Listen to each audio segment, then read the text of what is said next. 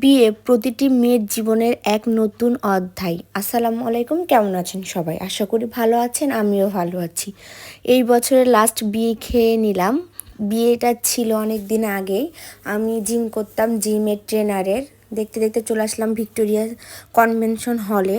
ফার্স্টে আমরা নিচে গেছিলাম, ভেবেছিলাম ওখানে মনে হয় আপুর প্রোগ্রামটা হচ্ছে, পরে দেখি যে না, অন্য একজনের। পরে আবার আমরা উপরে উঠে আসি, এসে যে আমাদের ব্রাইডকে দেখতে পাই, মাশাল্লাহ আপুকে অনেক সুন্দর লাগছিল।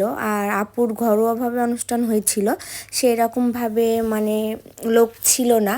পরে বর চলে আসবে বলে বরের জন্য এখানে আমরা সব কিছু রেডি করি, আমরাই করেছিলাম।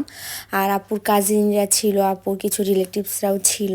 পরে এখানে আমি একটু সুন্দর করে ভিডিও করছিলাম, অনেক সুন্দর করে ভেন্যু সাজানো হয়েছিল। এখানে আমাকে নিসা আপু ভিডিও করে দিচ্ছিল। ভিডিওর ফার্স্টে যাকে দেখতে পেয়েছিলেন রিকশায়, আমরা দুজনেই জিম করতাম, আমার শ্বশুর বাড়ির কাছেই ওর বাসা। পরে যে ফুল নিয়ে বরের জন্য দাঁড়িয়ে আছি, আমিও শাড়ি পরেছিলাম, সবাই সেদিন শাড়ি পরেছিল। এই যে দেখতে দেখতে মার্শাল্লাহ আমাদের বর চলে এসছে। আর এখানে সহজে তো বরকে ঢুকতে দেওয়া হবে না, অনেক ঝামেলাও, তাদের আবদার পূরণ তারা করছিল না। আর মেয়ে পক্ষ আবদার পূরণ না হলে বরকে ঢুকতে দিবে না। আর এখানে আমাদের ব্রাইড বরের জন্য বসে অপেক্ষা করছিল। পরে যে তাদের আবদার পূরণ হয়ে যায়, বরের হাতে কেচিটা দিয়ে দেয়, বর এন্ট্রি করে। আপু রাজশাহীর মধ্যে বিয়ে হয়। আর এটা অনেক দিন আগের একটা ব্লগ, আমি ছাড়তে ছাড়তে অনেক দেরি করে ফেলেছি। পরে ভাইয়া যে ফিতা কেটে অবশ্য সে এন্ট্রি করে, আর বউ এখানে বরের জন্য অপেক্ষা করছিল। পরে ভাইয়া আপুর কাছে চলে যায়, তাদেরকে দুজনকে এত সুন্দর লাগছিল, মাশাল্লাহ মাশাল্লাহ। কংগ্রাচুলেশন আপু, দোয়া করি তোমাদের আগামী দিনগুলো অনেক শুভ হোক, ভালো থাকুক। তারপর এখানে বসে থেকে আমি আর নিসা আপু তাদের কিছু ভিডিও নিচ্ছিলাম, আপু ফ্যামিলি কিছু পিকচার তুলছিল।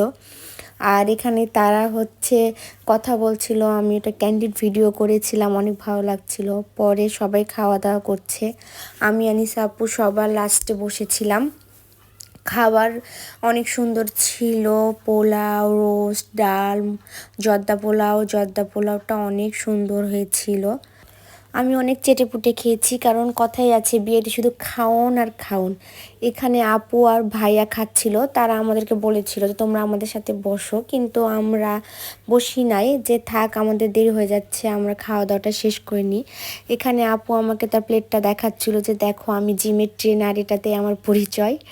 তারপরে আমরা কিছু ভিডিও ছবি তুলে আমি আর নিসা আপু বাসায় চলে আসি। পরে তো 7 আপটা ছাড়াই যাবে না, কারণ আমি খাইনি, তাও বাসায় নিয়ে এসেছিলাম। আজ এই পর্যন্তই, সবাই ভালো থাকবেন, সুস্থ থাকবেন, আল্লাহ হাফেজ। আর নতুন বছরের সবাইকে শুভেচ্ছা, হ্যাপি নিউ ইয়ার।